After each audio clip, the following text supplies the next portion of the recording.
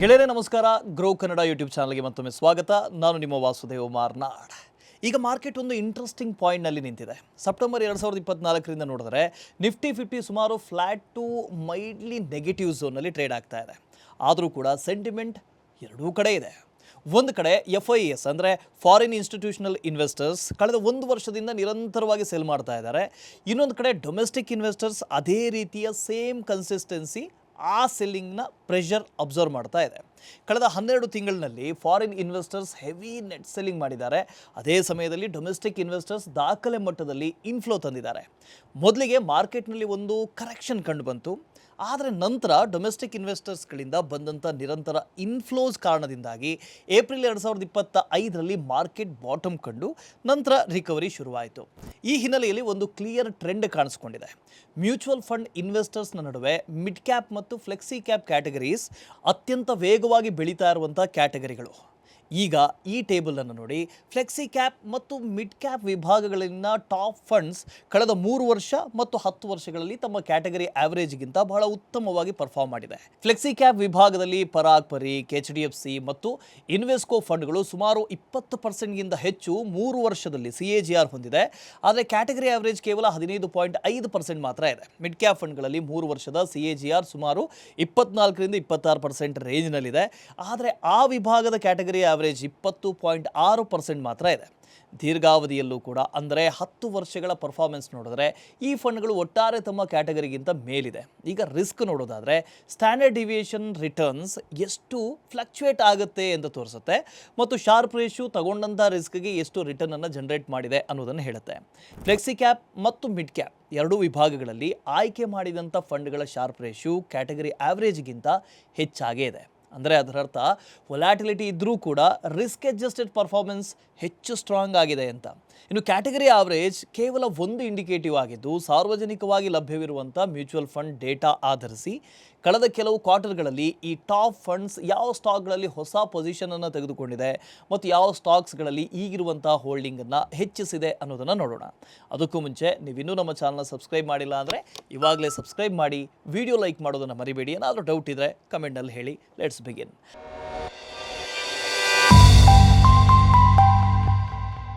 ನಮ್ಮ ಫಸ್ಟ್ ಸ್ಟಾಕ್ನಲ್ಲಿ HDFC flexi cap fund ತನ್ನ ಹೋಲ್ಡಿಂಗನ್ನು ಜೂನ್ 2024ರ ಕ್ವಾರ್ಟರ್ನಲ್ಲಿ 1.39%ಇಂದ ಸೆಪ್ಟೆಂಬರ್ 2025ರ ಕ್ವಾರ್ಟರ್ನಲ್ಲಿ 2.52%ಗೆ ಹೆಚ್ಚು ಮಾಡಿದೆ. ಅಂದರೆ ಆಲ್ಮೋಸ್ಟ್ 1.8x ಇನ್ಕ್ರೀಸ್ ಆಗಿದೆ. ಈ ಕಂಪನಿ ಯಾವುದು ಅಂದರೆ ಏಚರ್ ಮೋಟರ್ಸ್. ಕಳೆದ 3 ವರ್ಷಗಳಲ್ಲಿ ಕಂಪನಿಯ ಸೇಲ್ಸ್ ಸುಮಾರು 2 ಪಟ್ಟು ಅಂದರೆ 2x ಹೆಚ್ಚಾಗಿದೆ ಮತ್ತು ನೆಟ್ ಪ್ರಾಫಿಟ್ ಸುಮಾರು 3 ಪಟ್ಟು ಅಂದರೆ 3x ಬೆಳೆದಿದೆ. ಪ್ರಾಫಿಟ್ ಗ್ರೋತ್ಗೆ ಮುಖ್ಯ ಕಾರಣ ಏನು ಅಂದರೆ ಮಾರ್ಜಿನ್ ಎಕ್ಸ್ಪ್ಯಾನ್ಷನ್. ಮಾರ್ಜಿನ್ ಸುಮಾರು 21%ಇಂದ 25%ಗೆ ಹೆಚ್ಚಾಗಿದೆ. ಇದಕ್ಕೆ ಮುಖ್ಯ ಕಾರಣ ಬಂದು ರಾ ಮೆಟೀರಿಯಲ್ ಕಾಸ್ಟ್ ಕಮ್ಮಿ ಆಗಿದ್ದು ಮತ್ತು ಆಪರೇಟಿಂಗ್ ಲ್ಯಾವರೇಜ್ನ ಲಾಭ. ಈ ಕಂಪನಿ 2 ಬಿಸ್ನೆಸ್ ಸೆಗ್ಮೆಂಟ್ಗಳಲ್ಲಿ ಕಾರ್ಯನಿರ್ವಹಿಸ್ತಾ ಇದೆ. ರಾಯಲ್ ಎನ್ಫೀಲ್ಡ್ ಮೋಟರ್ ಸೈಕಲ್ಸ್ ಮತ್ತೊಂದು VE ಕಮರ್ಷಿಯಲ್ ವೆಹಿಕಲ್ಸ್ನ ಮೂಲಕ ಕಮರ್ಷಿಯಲ್ ಟ್ರಕ್ಸ್ ಮತ್ತು ಬಸ್ಸನ್ನು ಮ್ಯಾನುಫ್ಯಾಕ್ಚರ್ ಮಾಡೋದು. Royal Enfield company middleweight motorcycle segment ಮೇಲೆ ಫೋಕಸ್ ಮಾಡುತ್ತೆ. ಅಂದರೆ 250cc ಇಂದ 750cc ಸೆಗ್ಮೆಂಟ್. ಈ ವಿಭಾಗದಲ್ಲಿ ಕ್ಲಾಸಿಕ್ 350, ಇನ್ನು ಬುಲೆಟ್ 350, ಹಿಮಾಲಯನ್ 450 ಸೀರೀಸ್ಗಳು ಕಾರ್ಯನಿರ್ವಹಿಸ್ತಾ ಇದೆ. ತುಂಬಾ ಫೇಮಸ್ ಆಗಿದೆ. H1 FY26ನ ವೇಳೆಗೆ ಭಾರತದ ಮಿಡ್ ಸೈಜ್ ಸೆಗ್ಮೆಂಟ್ನಲ್ಲಿ ರಾಯಲ್ ಎನ್ಫೀಲ್ಡ್ಗೆ ಸುಮಾರು 84% ಮಾರ್ಕೆಟ್ ಶೇರ್ ಇದೆ. ಕಂಪನಿಗೆ ಭಾರತದಲ್ಲಿ ಹಲವಾರು ಮ್ಯಾನುಫ್ಯಾಕ್ಚರಿಂಗ್ ಪ್ಲ್ಯಾಂಟ್ಗಳಿದ್ದಾವೆ ಮತ್ತು ವರ್ಷಕ್ಕೆ ಸುಮಾರು 6 ಲಕ್ಷ ಬೈಕ್ಗಳನ್ನು ಉತ್ಪಾದಿಸುವಂಥ ಆ್ಯನ್ಯುವಲ್ ಕೆಪಾಸಿಟಿ ಕೂಡ ಇದೆ. ಅಂದರೆ ವಾರ್ಷಿಕವಾದ ಕೆಪಾಸಿಟಿ ಕೂಡ ಇದೆ. ಇದರ ಜೊತೆಗೆ 2000ಕ್ಕೂ ಹೆಚ್ಚು ಪ್ರೀಮಿಯಂ ಸ್ಟೋರ್ಸ್ಗಳ ಸ್ಟ್ರಾಂಗ್ ನೆಟ್ವರ್ಕ್ ಪ್ರೆಸೆನ್ಸ್ ಕೂಡ ಇದೆ. ಇಂಟರ್ನ್ಯಾಷನಲ್ ಮಾರ್ಕೆಟ್ಗಳು UK, ತೈವಾನ್, ಅರ್ಜೆಂಟೈನಾ, ಬ್ರೆಜಿಲ್ ಮತ್ತು ಕೊರಿಯಾ ಮೊದಲಾದ ದೇಶಗಳಲ್ಲಿ ಮಿಡ್ ಸೈಜ್ ಸೆಗ್ಮೆಂಟ್ನಲ್ಲಿ ರಾಯಲ್ ಎನ್ಫೀಲ್ಡ್ ಟಾಪ್ ಪೊಸಿಷನ್ನಲ್ಲಿದೆ. ಈಗ Q2 FY26ನಲ್ಲಿ ಕಂಪನಿ 34,364 ಇಂಟರ್ನ್ಯಾಷನಲ್ ಯೂನಿಟ್ಗಳನ್ನು ಮಾರಾಟ ಮಾಡಿದೆ. ಇನ್ನೊಂದು ಕಡೆಗೆ EV commercial vehicles company Volvo ಜೊತೆಗೆ 50:50 ಅಂದರೆ 50-50 ಜಾಯಿಂಟ್ ವೆಂಚರ್ನ ಮೂಲಕ ಕಮರ್ಷಿಯಲ್ ಟ್ರಕ್ ಮತ್ತು ಬಸ್ಸಸ್ಗಳನ್ನು ತಯಾರಿಸ್ತಾ ಇದೆ. ಈ ಕಂಪನಿಯ ಫಿನಾನ್ಷಿಯಲ್ಸನ್ನು ನೋಡಿದ್ರೆ Q2 FY26ನಲ್ಲಿ ಕಂಪನಿಯ ರೆವಿನ್ಯೂ ಬಂದು ವರ್ಷದಿಂದ ವರ್ಷಕ್ಕೆ ಇಯರ್ ಆನ್ ಇಯರ್ 45% ಹೆಚ್ಚಾಗಿದೆ. 6,172 ಕೋಟಿಯಾಗಿದೆ. ಈ ಬೆಳವಣಿಗೆ ಎರಡೂ ಸೆಗ್ಮೆಂಟ್ಗಳಲ್ಲಿ ಕಂಡುಬಂದ ಬಲವಾದ ಪರ್ಫಾರ್ಮೆನ್ಸ್ನ ಕಾರಣದಿಂದಾಗಿ ಬಂದಿದೆ, ಸ್ಟ್ರಾಂಗ್ ಪರ್ಫಾರ್ಮೆನ್ಸ್ನ ಕಾರಣದಿಂದಾಗಿ ಬಂದಿದೆ. ಉದಾಹರಣೆಗೆ ಉತ್ತಮ ವಾಲ್ಯೂಮ್ ಗ್ರೋತ್ ಕಾರಣದಿಂದ ರಾಯಲ್ ಎನ್ಫೀಲ್ಡ್ ಮೋಟರ್ ಸೈಕಲ್ಸ್ ಮಾರಾಟ 3,27,067 ಯೂನಿಟ್ಸ್ಗೆ ತಲುಪಿದೆ. ಇದು ಸುಮಾರು 45% ಇಯರ್ ಆನ್ ಇಯರ್ ಗ್ರೋತ್. ಅದೇ ರೀತಿ ಕಮರ್ಷಿಯಲ್ ವೆಹಿಕಲ್ಸ್ ಮಾರಾಟ ಕೂಡ 5.4% ಇಯರ್ ಆನ್ ಇಯರ್ ಗ್ರೋತ್ ಕಂಡು ಬಂದಿದೆ. ಆದರೆ ಈ ಕ್ವಾರ್ಟರ್ನಲ್ಲಿ ಎಕ್ಸ್ಪೆನ್ಸಸ್ ಅಂದರೆ ಖರ್ಚು ರೆವಿನ್ಯೂಗಿಂತ ಹೆಚ್ಚು ವೇಗವಾಗಿ ಬೆಳೆದಿದೆ. ಮಾರ್ಜಿನ್ಸ್ ಮೇಲೆ ಪ್ರೆಷರ್ ಉಂಟಾಗಿದೆ. ಇನ್ಪುಟ್ ಕಾಸ್ಟ್ ಅಂದರೆ ಉತ್ಪಾದನಾ ವೆಚ್ಚಗಳು ಒತ್ತಡದಲ್ಲಿದ್ವು. ವಿಶೇಷವಾಗಿ ಕಮಾಡಿಟಿ ಪ್ರೈಸಸ್, ಪ್ರೀಷಿಯಸ್ ಮೆಟಲ್ಸ್ಗಳು, ಅಲ್ಯೂಮಿನಿಯಂ, ಅಲಾಯ್ಸ್ ಸುಮಾರು 40 BPS ಮಾರ್ಜಿನ್ನ ಮೇಲೆ ಪ್ರಭಾವ ಬೀರಿತ್ತು. ಇದರ ಜೊತೆಗೆ ಟ್ಯಾಕ್ಸ್ ರೇಟ್ ಕೂಡ 400 BPS ಹೆಚ್ಚಳ ಆಯಿತು. ಇದರಿಂದಾಗಿ ನೆಟ್ ಪ್ರಾಫಿಟ್ನ ಮೇಲೆ ಹೆಚ್ಚುವರಿ ಒತ್ತಡ ಬಂತು ಮತ್ತು ನೆಟ್ ಪ್ರಾಫಿಟ್ ಮಾರ್ಜಿನ್ ಸುಮಾರು 362 BPS ಕುಸಿದು ಬಿತ್ತು, ಅಂದರೆ ಕೆಳಗೆ ಬಂತು, ಕಮ್ಮಿ ಆಯಿತು. ಇನ್ನು ಕಂಪನಿಯ ಗ್ರೋತ್ ಔಟ್ಲುಕ್ಕನ್ನು ನೋಡೋದಾದರೆ ಮ್ಯಾನೇಜ್ಮೆಂಟ್ನ ಪ್ರಕಾರ ಇತ್ತೀಚಿನ ಬೆಳವಣಿಗೆಗಳನ್ನು ಗಮನಿಸಿದ್ರೆ ಹೊಸ ಕೆಪಾಸಿಟಿ ಎಕ್ಸ್ಪ್ಯಾನ್ಷನ್ ಪ್ರಾರಂಭ ಆಗಿದೆ. ನೆಟ್ ಇಯರ್ Q1 ನಿಂದ ಕೆಪಾಸಿಟಿ ವರ್ಷಕ್ಕೆ 1.35 ಮಿಲಿಯನ್ ಯೂನಿಟ್ಸ್ಗಿಂತ ಹೆಚ್ಚಾಗಲಿದೆ. ಇದರಿಂದ ಫೆಸ್ಟಿವಲ್ ಡಿಮಾಂಡ್ ಮತ್ತು ಇನ್ವೆಂಟರಿ ಬಿಲ್ಡಪ್ ಸುಲಭವಾಗಿ ಕಾರ್ಯನಿರ್ವಹಿಸಬಹುದು ಅಂತ ಕಂಪನಿ ಹೇಳ್ತಾ ಇದೆ. ಈಗ ಕಂಪನಿಯ ಬ್ಯಾಲೆನ್ಸ್ ಶೀಟನ್ನು ಗಮನಿಸೋಣ. ಲೋನ್ಸ್ ಮತ್ತು ಅಡ್ವಾನ್ಸಸ್ H1 FY26ನಲ್ಲಿ ಸಾಕಷ್ಟು ಹೆಚ್ಚಾಗಿದ್ದು FY25ಗಿಂತ 318% ಹೆಚ್ಚಾಗಿದೆ. ಮತ್ತೊಂದು ಕಡೆ ಕ್ಯಾಶ್ ಫ್ಲೋ ನೋಡಿದ್ರೆ H1 FY26 CFO ವರ್ಷದಿಂದ ವರ್ಷಕ್ಕೆ 1,181 ಕೋಟಿ ಹೆಚ್ಚಾಗಿದೆ. ಈ ಅವಧಿಯಲ್ಲಿ ರಿಸಿವೇಬಲ್ಸ್ನ ಬದಲಾವಣೆಯಿಂದ ಆಗುವಂಥ ಕ್ಯಾಶ್ ಇನ್ಫ್ಲೋ ಕೂಡ 63 ಕೋಟಿಯಿಂದ 132 ಕೋಟಿಗೆ ಏರಿಕೆಯಾಗಿದೆ. ಇನ್ವೆಂಟ್ರಿ ಅಂದರೆ ದಾಸ್ತಾನು ಇನ್ನೂ ಹೆಚ್ಚಿನ ಮಟ್ಟದಲ್ಲಿದೆ, ಮುಖ್ಯವಾಗಿ ಫೆಸ್ಟಿವ್ ಸೀಸನ್ ಸ್ಟಾಕಿಂಗ್ ಕಾರಣದಿಂದಾಗಿ. ಆದರೆ ಪೇಯಬಲ್ನಲ್ಲಿ ಸ್ಟ್ರಾಂಗ್ ಆದಂಥ ಹೆಚ್ಚಳ ವರ್ಕಿಂಗ್ ಕ್ಯಾಪಿಟಲ್ಗೆ ಸಹಾಯ ಮಾಡಿದೆ. ಇದೆಲ್ಲದರ ಪರಿಣಾಮದಿಂದಾಗಿ CFO profit after tax H1 FY26ನಲ್ಲಿ 103%ಗೆ ತಲುಪಿದೆ. ಇದು ಕಂಪನಿಯ ಸ್ಟ್ರಾಂಗ್ ಕ್ಯಾಶ್ ಕನ್ವರ್ಷನ್ ಕೆಪಾಸಿಟಿಯನ್ನು ತೋರಿಸುತ್ತೆ. ಕೀ ಚಾಲೆಂಜಸ್ ಕೂಡ ಇದ್ದಾವೆ, ಅದನ್ನು ನೋಡೋದಾದರೆ Q2 FY26ನಲ್ಲಿ ಕಂಪನಿಯ ಮಾರ್ಜಿನ್ಸ್ನ ಮೇಲೆ ಸುಮಾರು 40 BPS ಇಂಪ್ಯಾಕ್ಟ್ ಆಯಿತು. ಮುಖ್ಯವಾಗಿ ಕಮೋಡಿಟಿ ಪ್ರೈಸಸ್, ಕಚ್ಚಾ ವಸ್ತುಗಳ ಬೆಲೆಯಲ್ಲಿ, ವಿಶೇಷವಾಗಿ ಪ್ರೀಷಿಯಸ್ ಮೆಟಲ್ಸ್ ಮತ್ತು ಅಲ್ಯೂಮಿನಿಯಂ ಅಲಾಯ್ಸ್ ಕಾರಣದಿಂದಾಗಾಯಿತು. ಈ ಥರದ ಸ್ಥಿತಿ ಮುಂದುವರೆದರೆ ಕಂಪನಿಯ ಮಾರ್ಜಿನ್ಸ್ ಮೇಲೆ ಇನ್ನೂ ಹೆಚ್ಚಿನ ಒತ್ತಡ ಬರುವಂಥ ಸಾಧ್ಯತೆ ಇದೆ. ಇದು ನಮ್ಮ ಮೊದಲನೆಯ ಸ್ಟಾಕ್ ಬಗ್ಗೆ. ಈಗ ನಮ್ಮ ಎರಡನೇ stock Motilal Oswal mid cap fund ತನ್ನ ಹೋಲ್ಡಿಂಗನ್ನು ಮಾರ್ಚ್ 2024ರ ಕ್ವಾರ್ಟರ್ನಲ್ಲಿ 4.3%ಇಂದ ಸೆಪ್ಟೆಂಬರ್ 2025ರ ಕ್ವಾರ್ಟರ್ನಲ್ಲಿ 9.17%ಗೆ ಹೆಚ್ಚು ಮಾಡಿದೆ. ಈ ಸ್ಟಾಕ್ನಲ್ಲಿ ಅಂದರೆ ಸುಮಾರು 2 ಪಟ್ಟು 2x ಈ ಕಂಪನಿಯ ಮೇಲೆ ಇನ್ವೆಸ್ಟ್ ಮಾಡಿದೆ, ಇನ್ವೆಸ್ಟ್ಮೆಂಟನ್ನು ಹೆಚ್ಚು ಮಾಡಿದೆ. ಅದು ಬೇರೆ ಯಾವುದೂ ಅಲ್ಲ, ಕಲ್ಯಾಣ್ ಜ್ಯುವೆಲ್ಲರ್ಸ್. ಕಳೆದ 3 ವರ್ಷಗಳಲ್ಲಿ ಕಂಪನಿಯ ಸೇಲ್ಸ್ ಸುಮಾರು 2.4 ಪಟ್ಟು 2.4x ಹೆಚ್ಚಾಗಿದೆ. ನೆಟ್ ಪ್ರಾಫಿಟ್ ಬಂದು 3.2 ಪಟ್ಟು ಹೆಚ್ಚಾಗಿದೆ. ಈಗ ಮಾರ್ಜಿನ್ ಸ್ವಲ್ಪ ಕುಸಿದಿದ್ದು 8%ನಿಂದ 6%ಗೆ ಬಿದ್ದಿದೆ. ಮುಖ್ಯವಾಗಿ ರಾ ಮೆಟೀರಿಯಲ್ ಕಾಸ್ಟ್ ಹೆಚ್ಚಾಗಿರೋದ್ರಿಂದಾಗಿ ಈ ಕುಸಿತ ಕಂಡು ಬಂದಿದೆ. ಕಲ್ಯಾಣ್ ಜ್ಯುವೆಲ್ಲರ್ಸ್ ಒಂದು ಪ್ರಸಿದ್ಧ ಜ್ಯುವೆಲ್ಲರಿ ರಿಟೇಲ್ ಚೈನ್ ಆಭರಣ ಮಳಿಗೆ. ಇದು ಗೋಲ್ಡ್, ಡೈಮಂಡ್ ಮತ್ತು ಪ್ಲಾಟಿನಂ ಜ್ಯುವೆಲ್ಲರಿಗಳನ್ನು ಮದುವೆಗಳು, ಹಬ್ಬಗಳು ಮತ್ತು ಪ್ರತಿನಿತ್ಯದ ಬಳಕೆಯ ಜ್ಯುವೆಲ್ಲರಿಗಳನ್ನು ಮಾರಾಟ ಮಾಡುತ್ತೆ. ಕಲ್ಯಾಣ್ ತನ್ನ ಸ್ಟೋರ್ಸ್ಗಳನ್ನು FOCO ಮಾಡೆಲ್ಗೆ ಅಂದರೆ ಫ್ರಾಂಚೈಸ್ ಓನ್ಡ್ ಆ್ಯಂಡ್ ಕಂಪನಿ ಆಪರೇಟೆಡ್ಗೆ ಬದಲಾಯಿಸ್ತಾ ಇದೆ. ಈ ಮಾಡೆಲ್ ಈ ಕಂಪನಿಯ ಕ್ಯಾಪಿಟಲ್ ಪ್ರೆಷರನ್ನು ಕಡಿಮೆ ಮಾಡ್ತಾ ಇದ್ದು ಮಾರ್ಜಿನ್ ಸುಧಾರಿಸ್ತಾ ಇದೆ. ಭಾರತದಲ್ಲಿ ಕಂಪನಿಯ ಪ್ರೆಸೆನ್ಸ್ ಬಹಳ ಸ್ಟ್ರಾಂಗ್ ಆಗಿದೆ. Q2 FY26ನ ವೇಳೆಗೆ ಕಲ್ಯಾಣ್ಗೆ 300 ಸ್ಟೋರ್ಸ್ ಮತ್ತು ಕ್ಯಾಂಡಲ್ಸ್ ಸುಮಾರು 96 ಸ್ಟೋರ್ಸ್ ಇದ್ವು. ಒಟ್ಟಾಗಿ 228 ಸ್ಟೋರ್ಸ್ ಕಾರ್ಯನಿರ್ವಹಿಸ್ತಾ ಇದ್ವು. ಭಾರತದ ಹೊರಗೆ ಕಂಪನಿ ವೇಗವಾಗಿ ವಿಸ್ತರಿಸ್ತಾ ಇದೆ. ಮಿಡ್ಲ್ ಈಸ್ಟ್ನಲ್ಲಿ 38 ಸ್ಟೋರ್ಸ್ ಮತ್ತು USAನಲ್ಲಿ 2 ಸ್ಟೋರ್ಸ್ ಓಪನ್ ಆಗಿದೆ. ಕಲ್ಯಾಣ್ನ ಆರ್ಗನೈಸ್ಡ್ ಮಾರ್ಕೆಟ್ ಶೇರ್ ಸುಮಾರು 7% ಇದೆ. ಈಗ ಕಂಪನಿಯ ರಿಸಲ್ಟ್ಸನ್ನು ನೋಡೋದಾದರೆ ಕಂಪನಿಯ ಸೇಲ್ಸ್ ವರ್ಷದಿಂದ ವರ್ಷಕ್ಕೆ ಇಯರ್ ಆನ್ ಇಯರ್ 30% ಹೆಚ್ಚಾಗಿ 7,856 ಕೋಟಿಗೆ ತಲುಪಿದೆ. ಇಲ್ಲಿ ಪ್ರಮುಖ ಕಾರಣಗಳು ಅಂದರೆ ಫೆಸ್ಟಿವಲ್ ಡಿಮಾಂಡ್ ಮತ್ತು ನವರಾತ್ರಿ ಟೈಮ್ನಲ್ಲಿ ಸೇಲ್ಸ್ ಹೆಚ್ಚಾಗಿದ್ದು. ಈಗ operating profit 56% year on year ಹೆಚ್ಚಾಗಿ 497 ಕೋಟಿಗೆ ತಲುಪಿದೆ ಮತ್ತು OPM 5%ಇಂದ 6%ಗೆ ಏರಿಕೆಯಾಗಿದೆ. ಮಾರ್ಜಿನ್ ಇಂಪ್ರೂವ್ಮೆಂಟ್ಗೆ ಕಾರಣಗಳು ಏನು ಅಂದರೆ ಫೆಸ್ಟಿವಲ್ ಡಿಮಾಂಡ್ ಮತ್ತು operating leverage. Margin expansion, higher other income ಮತ್ತು ಲೋವರ್ ಟ್ಯಾಕ್ಸ್ ರೇಟ್ ಕಾರಣದಿಂದಾಗಿ net profit 100% year on year ಹೆಚ್ಚಾಗಿ 261 ಕೋಟಿಗೆ ತಲುಪಿದೆ. ಇದೀಗ ಕಂಪನಿಯ ಗ್ರೋತ್ ಔಟ್ಲುಕ್ ಅನ್ನು ನೋಡೋದಾದರೆ Q4 FY26ನಲ್ಲಿ ಕಂಪನಿ ಹೊಸ ರೀಜನಲ್ ಜ್ಯುವೆಲ್ಲರಿ ಬ್ರ್ಯಾಂಡ್ ಅನ್ನು ಪ್ರಾರಂಭಿಸಿದೆ. ಮುಂದಿನ 12 ತಿಂಗಳಲ್ಲಿ 5 ಸ್ಟೋರ್ಸ್ ಅನ್ನು ತೆರೆಯಲಿದೆ. ಇದಕ್ಕಾಗಿ ಕಂಪನಿ 300 ರಿಂದ 350 ಕೋಟಿ ಕ್ಯಾಪೆಕ್ಸ್ನಲ್ಲಿ ಹೂಡಿಕೆ ಮಾಡಲಿದೆ. ಮ್ಯಾನೇಜ್ಮೆಂಟ್ ಹೇಳೋ ಪ್ರಕಾರ ಈ format high inventory turnover ಕಾಯ್ದುಕೊಳ್ಳುತ್ತೆ ಮತ್ತು ROC ಸುಮಾರು 16 ರಿಂದ 18% ತಲುಪಿಸಬಹುದು. ಇನ್ನು ಈ ಬ್ರ್ಯಾಂಡ್ ಕಂಪನಿಯ ಸ್ಟ್ರಾಂಗ್ ಗ್ರೋತ್ ಡ್ರೈವರ್ ಆಗಬಹುದು ಮಾಡ್ಬೋದು, ಮುಖ್ಯವಾಗಿ ಲೋಕಲ್ ಅನ್ಆರ್ಗನೈಸ್ಡ್ ಮಾರ್ಕೆಟ್ ಕಸ್ಟಮರ್ಸನ್ನು ಟಾರ್ಗೆಟ್ ಮಾಡೋದರ ಮೂಲಕ. ಈಗ ಕಂಪನಿಯ ಬ್ಯಾಲೆನ್ಸ್ ಶೀಟನ್ನು ನೋಡೋಣ. ಕ್ಯಾಶ್ ಫ್ಲೋ ಸ್ಟೇಟ್ಮೆಂಟನ್ನು ನೋಡೋದಾದರೆ FY25ನಲ್ಲಿ cash from operating flat to negative ಆಗಿ 973 ಕೋಟಿ ಉಳಿದಿದೆ. ಇಲ್ಲಿ ರಿಸೀವೇಬಲ್ಸ್ ಮತ್ತು ಇನ್ವೆಂಟ್ರಿ ಒತ್ತಡ ಅಂದರೆ ಪ್ರೆಷರ್ ಕ್ರಿಯೇಟ್ ಮಾಡಿದ್ರೆ ಪೇಬಲ್ ಸ್ವಲ್ಪ ಸಪೋರ್ಟ್ ನೀಡಿದೆ. CFO ಮತ್ತು ನೆಟ್ ಪ್ರಾಫಿಟ್ ರೇಷಿಯೋ FY24ನ 178%ನಿಂದ FY25ನಲ್ಲಿ 141%ಗೆ ಕುಸಿದಿದೆ. ಇದಕ್ಕೆ ಮುಖ್ಯ ಕಾರಣ ಏನು ಅಂದರೆ ಇನ್ವೆಂಟರಿ ಬಿಲ್ಡಪ್ ಅಥವಾ ದಾಸ್ತಾನು ಸಂಗ್ರಹ.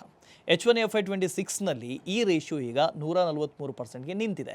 ಇನ್ನು ರಿಸ್ಕ್ ಮತ್ತು ಚಾಲೆಂಜಸನ್ನು ನೋಡೋದಾದರೆ ಕಂಪನಿಗೆ ಮೇಜರ್ ರಿಸ್ಕ್ ಅಂದರೆ ಗೋಲ್ಡ್ ಜ್ಯುವೆಲರಿ ಇಂಡಸ್ಟ್ರಿ ಹೆಚ್ಚು ರೆಗ್ಯುಲೇಷನ್ಸ್ ಮತ್ತು ಗೋಲ್ಡ್ ಇಂಪೋರ್ಟ್ ಡ್ಯೂಟೀಸ್ನ ಮೇಲೆ ಡಿಪೆಂಡ್ ಆಗಿದೆ. ಸರ್ಕಾರ ಗೋಲ್ಡ್ ಮೇಲೆ ಟ್ಯಾಕ್ಸಸ್ ಡ್ಯೂಟೀಸ್ ಹೆಚ್ಚಿಸಿದ್ರೆ ಡಿಮಾಂಡ್ ವೀಕ್ ಆಗಬಹುದು ಮತ್ತು ಕಾಸ್ಟ್ ಸ್ಟ್ರಕ್ಚರ್ನ ಮೇಲೆ ಒತ್ತಡ ಅಂದರೆ ಪ್ರೆಷರ್ ಬರುವಂಥ ಸಾಧ್ಯತೆ ಇದೆ. ಒಂದು ವೇಳೆ ಟ್ಯಾರಿಫ್ಸ್ ಕಡಿಮೆ ಆದರೆ ಗೋಲ್ಡ್ ಪ್ರೈಸಸ್ ಏಕಾಏಕಿ ಕುಸಿಬಹುದು. ಇದರಿಂದಾಗಿ ಕಂಪನಿ ಇನ್ವೆಂಟ್ರಿ ಲಾಸ್ ರಿಸ್ಕ್ಗೆ ಒಳಗಾಗಬಹುದು. ಇದು ನಮ್ಮ ಎರಡನೇ ಕಂಪನಿಯ ಬಗ್ಗೆ. ನಮ್ಮ ಮೂರನೇ ಸ್ಟಾಕ್ನಲ್ಲಿ ಇನ್ವೆಸ್ಕೋ ಇಂಡಿಯಾ ಮಿಡ್ ಕ್ಯಾಪ್ ಫಂಡ್ ತನ್ನ ಹೋಲ್ಡಿಂಗ್ಸನ್ನು ಜೂನ್ 2025ರ ಕ್ವಾರ್ಟರ್ನಲ್ಲಿ 1.22%ನಿಂದ ಸೆಪ್ಟೆಂಬರ್ 2025ರ ಕ್ವಾರ್ಟರ್ನಲ್ಲಿ 1.43%ಗೆ ಹೆಚ್ಚು ಮಾಡಿದೆ. ಆ ಕಂಪನಿ ಬೇರೆ ಯಾವುದೂ ಅಲ್ಲ, BSE. ಕಳೆದ 3 ವರ್ಷಗಳಲ್ಲಿ ಕಂಪನಿಯ ಸೇಲ್ಸ್ ಸುಮಾರು 4 ಪಟ್ಟು ಅಂದರೆ 4x ಬೆಳೆದಿದ್ದು, ನೆಟ್ ಪ್ರಾಫಿಟ್ ಸುಮಾರು 5.4 ಪಟ್ಟು ಅಂದರೆ 5.4x ಹೆಚ್ಚಾಗಿದೆ. ಆದರೆ ಹೇಗೆ? ಈ ಚಾರ್ಟನ್ನು ನೋಡಿ. 2023ಕ್ಕೂ ಮುಂಚೆ BSEನ ಪ್ರೆಸೆನ್ಸ್ ಡಿರೈವೇಟಿವ್ ಸೈಡ್ನಲ್ಲಿ ಬಹಳ ಕಡಿಮೆ ಇದೆ, ಆಲ್ಮೋಸ್ಟ್ 0 ಆಗಿತ್ತು. ಆದರೆ 2023ರಲ್ಲಿ ಆಟ ಬದಲಾಯಿತು. BSE ಸೆನ್ಸೆಕ್ಸ್ ಡಿರೈವೇಟಿವ್ಸನ್ನು ಪುನಃ ಪ್ರಾರಂಭ ಮಾಡಿತು ಮತ್ತು ಅಕ್ಟೋಬರ್ 2023ರವರೆಗೆ ಸೆನ್ಸೆಕ್ಸ್ ಕಾಂಟ್ರಾಕ್ಟ್ಸ್ NSE ಡಿರೈವೇಟಿವ್ಸ್ ವಾಲ್ಯೂಮ್ನ ಸುಮಾರು 40%ನವರೆಗೆ ತಲುಪಿತು. ಈಗ Q3 FY25ನವರೆಗೆ ಸ್ಕೇಲ್ಸ್ ಇನ್ನೂ ಕೂಡ ಹೆಚ್ಚಾಯಿತು.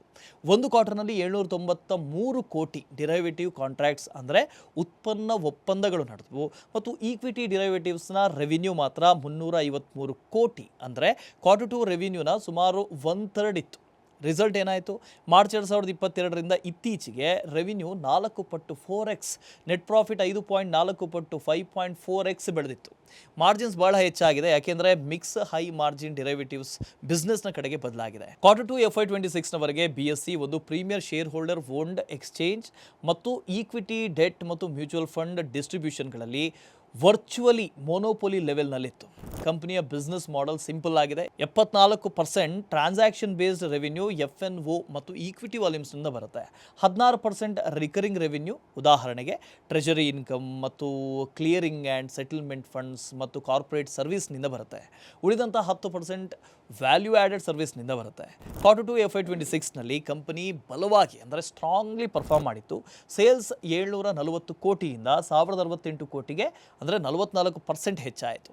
ಈ ಬೆಳವಣಿಗೆ ಡಿರೈವೇಟಿವ್ಸ್ನ ರ್ಯಾಪಿಡ್ ಗ್ರೋತ್ನಿಂದಾಗಿ ಬಂದಿದೆ, ವೇಗವಾದ ಬೆಳವಣಿಗೆಯಿಂದ ಬಂದಿದೆ. ಇಲ್ಲಿ index derivatives premium turnover 15,000 crore ದಾಟಿತು ಮತ್ತು transaction charges 57% year on year ಹೆಚ್ಚಾದವು. ಖರ್ಚುಗಳು ಹಿಡಿತದಲ್ಲಿದ್ದವು. ಟೋಟಲ್ ಎಕ್ಸ್ಪೆನ್ಸಸ್ ಕೇವಲ 7% ಹೆಚ್ಚಾಯಿತು. ಕ್ಲಿಯರಿಂಗ್ ಮತ್ತು ಸೆಟಲ್ಮೆಂಟ್ ಕಾಸ್ಟ್ 108 ಕೋಟಿಯಿಂದ 63 ಕೋಟಿಗೆ ಅಂದರೆ 41% ಕುಸಿತು. ಇದರಿಂದಾಗಿ ಆಪರೇಟಿಂಗ್ ಲ್ಯಾವರೇಜ್ ಬಲವಾಗಿ ಉಳಿತು. ಆಪರೇಟಿಂಗ್ ಪ್ರಾಫಿಟ್ ಬಂದು 78% ಇಯರ್ ಆನ್ ಇಯರ್ ಹೆಚ್ಚಾಗಿದ್ದು, ಮಾರ್ಜಿನ್ 1200 BPS ಸುಧಾರಿಸಿತು. ನೆಟ್ ಪ್ರಾಫಿಟ್ ಕೂಡ 61% ಇಯರ್ ಆನ್ ಇಯರ್ ಜಂಪ್ ತೋರಿಸ್ತು. ಪ್ರಾಫಿಟ್ ಹೆಚ್ಚಾದರೂ CFO ಕನ್ವರ್ಷನ್ ದುರ್ಬಲವಾಗಿದೆ ಅನ್ನೋದು ಒಂದು ಕನ್ಸರ್ನ್. ವರ್ಕಿಂಗ್ ಕ್ಯಾಪಿಟಲ್ ಡಿಮಾಂಡ್ಸ್ ಹೆಚ್ಚಾಗಿ ಲಯಬಿಲಿಟೀಸ್ ಆಗುತ್ತೆ ಮತ್ತು ಕೆಲವು ಕ್ವಾರ್ಟರ್ನಲ್ಲಿ CFO ಮತ್ತು NP ರೇಷಿಯೋ ನೆಗೆಟಿವ್ ಆಗಿದೆ, ಮುಖ್ಯವಾಗಿ ಎಕ್ಸೆಸಿವ್ ವರ್ಕಿಂಗ್ ಕ್ಯಾಪಿಟಲ್ ಪ್ರೆಷರ್ ಕಾರಣದಿಂದಾಗಿ. ಇನ್ನು ಗ್ರೋತ್ ಪರ್ಸ್ಪೆಕ್ಟಿವನ್ನು ನೋಡೋದಾದರೆ ಮ್ಯಾನೇಜ್ಮೆಂಟ್ Q1 FY26ನಲ್ಲಿ ಸ್ಪಷ್ಟವಾಗಿ ಹೇಳಿದೆ ಏನು ಅಂದರೆ ಆ್ಯಕ್ಟಿವ್ಲಿ ಈಗ ನಾನ್ ಎಕ್ಸ್ಪೈರಿ ಡೇಟ್ಸ್ಗೆ ಶಿಫ್ಟ್ ಆಗ್ತಾ ಇದೆ ಮತ್ತು ಲಾಟ್ ಸೈಜಸ್ ಕೂಡ ಹೆಚ್ಚಾಗಿದೆ. ಅಂದರೆ ಪ್ರತಿ ಕಾಂಟ್ರಾಕ್ಟ್ ಪ್ರೀಮಿಯಂ ಹೆಚ್ಚಾಗ್ತಾ ಇದೆ, ಕಾಂಟ್ರಾಕ್ಟ್ಸ್ ಕಡಿಮೆ ಆಗ್ತಾ ಇದೆ ಮತ್ತು ಕ್ಲಿಯರಿಂಗ್ ಸೆಟಲ್ಮೆಂಟ್ ಕಾಸ್ಟ್ ಕೂಡ ಆಟೋಮೆಟಿಕಲಿ ಕಮ್ಮಿ ಆಗ್ತಾ ಇದೆ. ಇನ್ನು ರಿಸ್ಕ್ ಕೂಡ ಹಾಗೆ ಇದೆ. ಆ ರಿಸ್ಕ್ಗಳನ್ನು ಗಮನಿಸೋದಾದರೆ ರೆಗ್ಯುಲೇಟರಿ ಇಂಪ್ಯಾಕ್ಟ್, ಉದಾಹರಣೆಗೆ ಎಕ್ಸ್ಪೈರಿ ಚಾರ್ಜಸ್ ಬಿಸ್ನೆಸ್ ಆಪರೇಷನ್ಸ್ಗೆ ಪ್ರಭಾವ ಬೀರ್ತಾ ಇದೆ. ಉದಾಹರಣೆಗೆ ಎಕ್ಸ್ಪೈರಿ ಚಾರ್ಜಸ್ ಇದೆಯಲ್ಲ, ಅದು ಬಿಸ್ನೆಸ್ಗೆ ತುಂಬಾ ಪ್ರಭಾವ ಬೀರ್ತಾ ಇದೆ. ಇತ್ತೀಚೆಗೆ BSE ರೆವಿನ್ಯೂನ ಸುಮಾರು 58% ಮತ್ತು ಅದರ ಪ್ರಾಫಿಟ್ ಇನ್ನೂ ಹೆಚ್ಚಿನಷ್ಟು ಡಿರೈವೇಟಿವ್ಸ್ನಿಂದ ಬರ್ತಾ ಇದೆ. ಅಂದರೆ ಎಕ್ಸ್ಚೇಂಜ್ ಈಗ ಇಂಡಿಯನ್ ಆಪ್ಷನ್ಸ್ ಲಿಕ್ವಿಡಿಟಿ ಮತ್ತು ಸೆಬಿಯ ರೂಲ್ಸ್ನ ಮೇಲೆ ಲ್ಯಾವರೇಜ್ ಬೆಟ್ಟನ್ನು ಮಾಡ್ತಾ ಇದೆ. ಇದೆ. ಇದಕ್ಕೆ ವಿರುದ್ಧವಾಗಿ ಕ್ಯಾಶ್ ಈಕ್ವಿಟಿ ದುರ್ಬಲವಾಗಿದೆ. ಕ್ಯಾಶ್ ಈಕ್ವಿಟಿ ವಾಲ್ಯೂಮ್ಸ್ ಕುಸಿದಿದೆ. ಈಕ್ವಿಟಿ ADTV H1 FY26 ನಲ್ಲಿ 19% ಇಯರ್ ಆನ್ ಇಯರ್ ಕಮ್ಮಿಯಾಗಿದ್ದು 7,968 ಕೋಟಿಗೆ ಬಂದಿದೆ. ಮಾರ್ಕೆಟ್ ಶೇರ್ ಕೂಡ ಡಿಸೆಂಬರ್ 2023ರಲ್ಲಿ 8.5% ನಿಂದ ಡಿಸೆಂಬರ್ 2024ರಲ್ಲಿ 6%ಗೆ ಕುಸಿತ ಆಗಿದೆ. ಇದು ನಮ್ಮ ಕೊನೆಯ ಸ್ಟಾಕ್ಸ್ನ ಬಗ್ಗೆ. ಇವು ಟಾಪ್ ಮ್ಯೂಚುವಲ್ ಫಂಡ್ಸ್ ತಮ್ಮ ಸ್ಟೇಕ್ಸ್ ಅನ್ನ ಇತ್ತೀಚಿನ ಕ್ವಾರ್ಟರ್ಗಳಲ್ಲಿ ಹೆಚ್ಚು ಮಾಡಿರುವಂಥ 3 ಸ್ಟಾಕ್ಗಳು. ಈ 3 ಸ್ಟಾಕ್ನಲ್ಲಿ ಲಾಂಗ್ ಟರ್ಮ್ಗೆ ಯಾವುದು ಬೆಸ್ಟ್ ಅನ್ಸುತ್ತೆ ಕಮೆಂಟ್ ಮಾಡಿ. ಗ್ರೋ ಕನ್ನಡ ಫಾಲೋ ಮಾಡೋದನ್ನು ಮರಿಬೇಡಿ.